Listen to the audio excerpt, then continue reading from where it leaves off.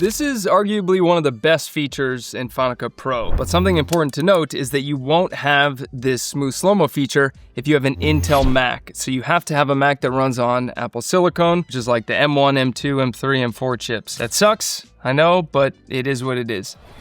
Let's start with this clip. This race car that's drifting by was shot in 24 frames a second, so it was not shot in a higher frame rate to be used as slow motion. But let's say now that we have decided that we want it to be slow-mo.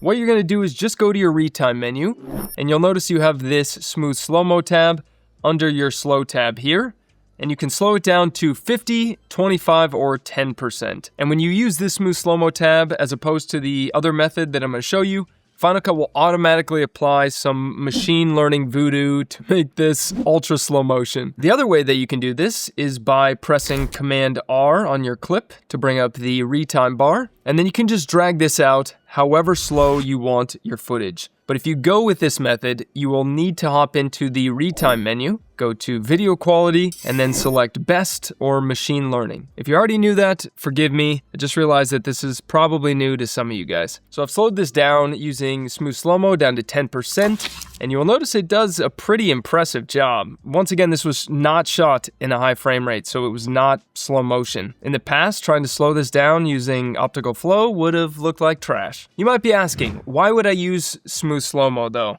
Can't I just shoot in a higher frame rate, say 60 frames a second or 120 frames a second, and then slow it down normally like I would in post? Yes, you can. And if you plan ahead of time before you shoot, that's the ideal thing to do because that'll give you the highest quality slow motion possible. But sometimes, I swear, I'm a man. I'm a real man. But sometimes we make mistakes or we don't really know what we want while we're filming. For example, let's pretend I shot this and I thought I wanted some fast sequence. So I shot nothing in slow motion. Then in post, I decided, actually, this would be a perfect time to use this for B-roll as a slow motion clip. You're kind of screwed, or at least we used to be before this became a feature in FCP. It is one reason why you might use smooth slow-mo, and we're gonna go over other reasons of when and why you might use it, but it is because it gives you that flexibility in post to decide if you want a clip to be slow motion or not. Another example of when smooth slow-mo can come in handy is if your camera doesn't shoot in 4K quality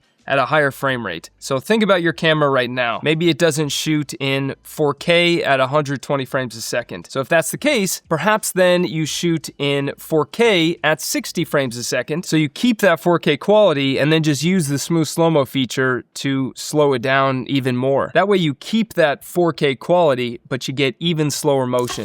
So we have this shot. I think this was probably shot in 60 frames a second, maybe 120 frames, but I think 60. And if we press Command R, another way to use the smooth slow-mo feature is by hitting this little drop-down menu here. Select smooth slow-mo, we'll hit 50%, and this will slow it down. Now you can't just really leave this here. If I was to play this back, it'll look choppy, and that is because this clip needs to be rendered in order for you to see the final result. So instead of rendering the whole timeline, which would take a long time and then also adds these big heavy render files, instead just select the clip and hit Control R. This will render an individual clip or a bunch of clips that you have selected. So if I play this back now, you will notice that now that it's rendered out, it looks pretty good. I did notice one issue where it's going right by this little piece of grass that's hanging in front of the frame, and it had trouble identifying the motion of his legs because of it. But really, unless you're looking for it or unless you have a keen eye,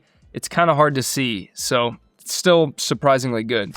Just as an example, this was shot in 24 frames a second, but it's currently being slowed down using smooth slow-mo, and it does a fantastic job. If you look at the smoke here, there's not a lot of distortion from it. You don't see a lot of sputtering, especially right in this area. If you look at the car, it does pretty well at following it and keeping a defined perimeter around the cars.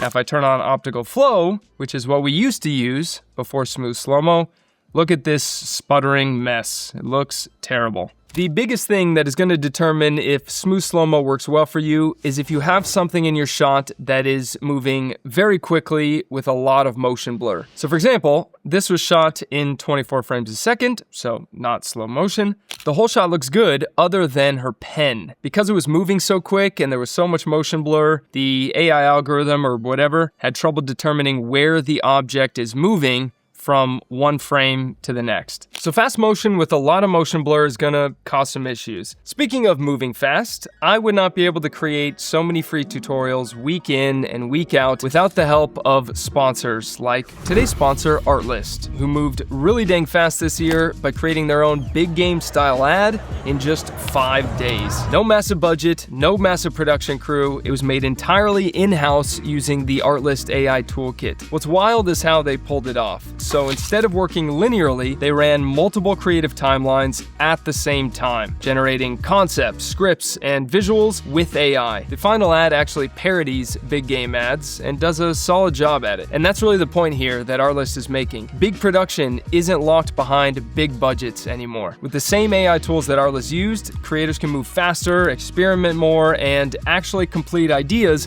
instead of just sitting on them. Artlist is also running a challenge right now that you may be interested in. If you create your own big game style ad using their AI toolkit, you post it and you tag @artlist.io and you use the hashtag #ArtlistBigGame, you could win $60,000. The challenge ends on February 18th, but if Artlist can do this quickly, then so can you. So get to creating to have a chance to win that 60K.